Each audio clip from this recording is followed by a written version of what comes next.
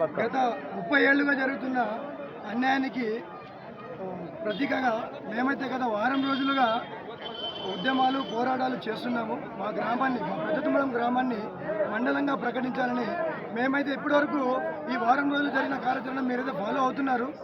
మేము కలెక్టర్ గారికి వినతి పత్రం ఇవ్వడం జరిగింది.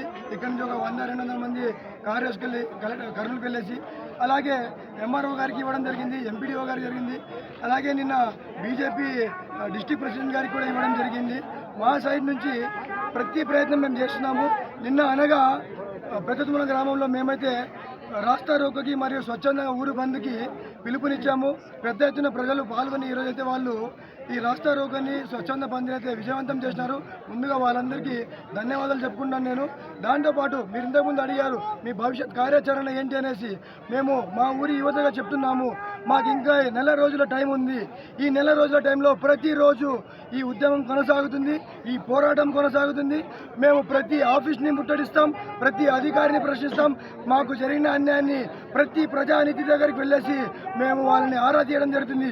మాకెందుకు ఇలా మోసం చేస్తున్నారు, మమ్మల్ని ఎందుకు ఇలా వెనక దక్కించే ప్రయత్నం చేస్తున్నారు, ఎందుకు మా మీద కుట్ర చేస్తున్నారు, మా ఊరి ప్రజలకు మా ఊరికి అన్ని అధికారాలు ఉన్నాయి, అన్ని అర్హతలు ఉన్నాయి. దయచేసి మీడియా మిత్రులు కూడా నేను చెప్పడం ఏంటంటే, మా ఊర్లో బ్యాంకు ద్వారా దాదాపు మా ఒక్క ఊర్లోనే 237 పొదుపు సంఘాలు ఉన్నాయి.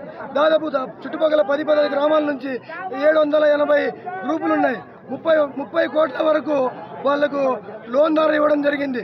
ఇన్ని ఫెసిలిటీస్ మా గ్రామము ప్రతి రాష్ట్రానికి ప్రతి విషయంలో కూడా ఆంధ్రప్రదేశ్ ప్రగతిని తోడ్పడుతుంది. అయినా కానీ దయచేసి ప్రతి ఒక్కరూ ఈ విషయాన్ని గమనించి, ముందుగా నేను చెప్పాలనుకున్న మా ఎమ్మెల్యే గారికి, మీరు 4 రోజుల కింద మేము మీ కార్యాలయానికి వచ్చి నిరసన జరిపినప్పుడు మా గ్రామానికి మద్దతుగా మీరు ఒక లెటర్ రాస్తా అన్నారు.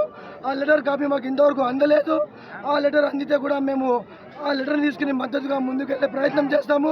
అలాగే ఎంఆర్ఓ ఎంపీటీఓ ఆఫీసులు కూడా ముట్టడిస్తాము రాబోయే రోజుల్లో. మీరు నిన్న ఇంకో విషయం కూడా చెప్పారు, కలెక్టర్ గారు ఆదనికి వచ్చారు, మీ ఊరు నుంచి రిప్రజెంటేషన్ లేదు అన్నారు. దాని గురించి కూడా మేము చెప్తున్నాము. మా యువత సైడ్ నుంచి మేమైతే ప్రజా ఉద్యమంలో ఒకరు ముందున్నా 10 మంది ఉన్నా అది ఉద్యమమే. మేమైతే మీ దగ్గరికి బహుశా ఇన్ఫర్మేషన్ రాలేదేమో. మా యువత తరపు నుంచి మా కుళ్ళి మోహిద్ వెళ్ళేసి కలెక్టర్ గారిని కలవడం జరిగింది, మా సమస్యలను చెప్పడం జరిగింది.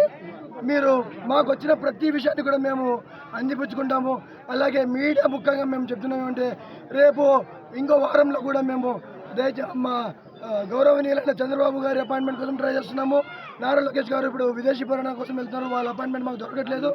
అలాగే డిప్యూటీ సీఎం గారి అపాయింట్మెంట్ తీసుకుని కూడా మేము మా ప్రజల బాధని, మా ఊరి ఆవేదనని, మా యువత పోరాటాన్ని ముందుకు తీసుకెళ్ళి ఇచ్చేస్తున్నాము. దయచేసి మాకు అన్యాయం చేసిన ప్రతి నాయకుడిని నిలదీసే రోజు వస్తుంది. ఇంతకుముందు మా సూర్పరాజ్ అన్న చెప్పినట్టు వచ్చే ఎన్నికల్ని కూడా మేము బహిష్కరణ చేస్తాము. ఈ నెల రోజుల్లో మాకు ఫేవర్గా డెసిషన్ రాలేదంటే మేము ఎంతవరకైనా పోవడానికి సిద్ధంగా ఉన్నాము. నా పేరు నజీర్ మంచాల్.